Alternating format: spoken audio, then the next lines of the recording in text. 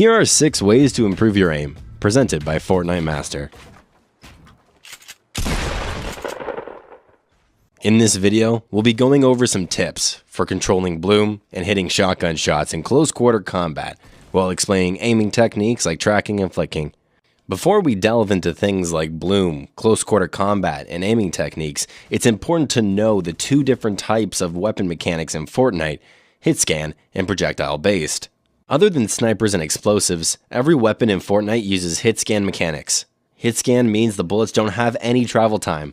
As soon as you click, the bullet will immediately hit the target in your crosshair, regardless of distance, so long as the shot is accurate. Snipers are a little different in the sense that they shoot physical projectiles. This means you have to take into account travel time and bullet drop. Check out our sniper guide for specific tips on dealing with these mechanics. The number one mistake every single shooter newbie makes is that they fire before they aim. All too often, you will see players start spraying the second they see someone on their screen, and they miss all of their bullets because they lost focus on aiming. Force yourself to aim before you shoot. It sounds cheesy, but actively remembering to move your crosshair on top of your target before clicking will go a very long way in increasing the amount of shots you hit. Now, let's take a look at the bloom mechanic, which affects weapons like assault rifles, SMGs, pistols, LMGs, miniguns, and hunting rifles. Bloom causes bullets to fly in a randomly generated spread within your crosshair.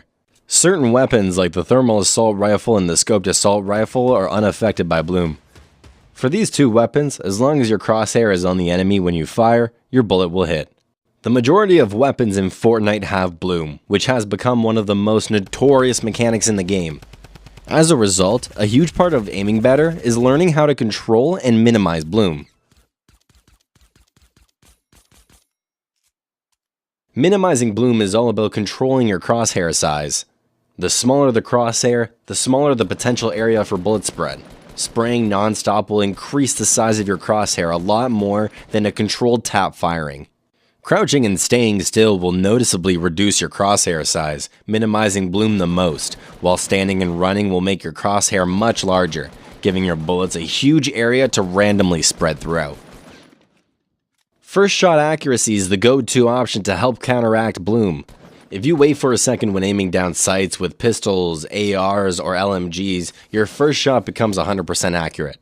The downside is that the 100% accuracy only counts for the first shot unless you wait for it to reset, and waiting for it to reset isn't always viable if you're in a fight with enemies.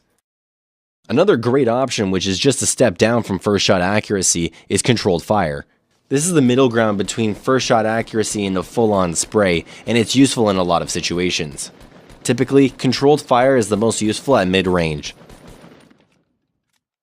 Sometimes the best option is just to hold down the trigger and spray to your heart's content. If the enemy is close enough, the extra damage output of a full spray can be very worth it. Tracking is an aiming technique that refers to keeping your crosshairs on a moving target. It's a huge part of aiming with weapons like ARs and SMGs. Being able to accurately track enemies with your crosshairs will drastically increase the amount of shots you hit. When tracking an opponent, really focus on trying to keep your crosshair centered on the enemy at all times.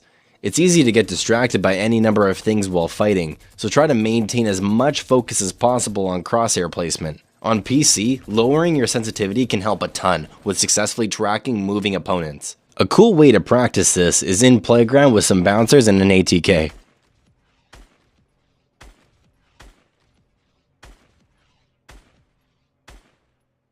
Using your movement to help you aim can be an effective solution for making slight adjustments to aim. When aiming down sights, try strafing to help move your crosshair side to side. When you're running around corners and fighting in close quarters, it's helpful to keep your crosshairs at eye level. This way, if you run into an opponent or hear one coming your way, you will be ready to shoot them in the head immediately. Another tip is to line up your crosshair as best as possible when behind cover. That way, when you peek, your crosshair is already on them or very close. Hitting close range shotgun shots is a challenge because it can be hard to track your opponent and hit your shots when you're both running, jumping, and building. There are a couple of ways to help aim in close quarter shotgun battles, namely using movement to help aim and working on flick shots. When jumping through the air, it can be awkward adjusting your aim vertically, so try relying more on your movement and wait until your crosshair drops onto the opponent. Sometimes quick flicks are your only opportunity to hit good players who rarely leave themselves vulnerable to shots.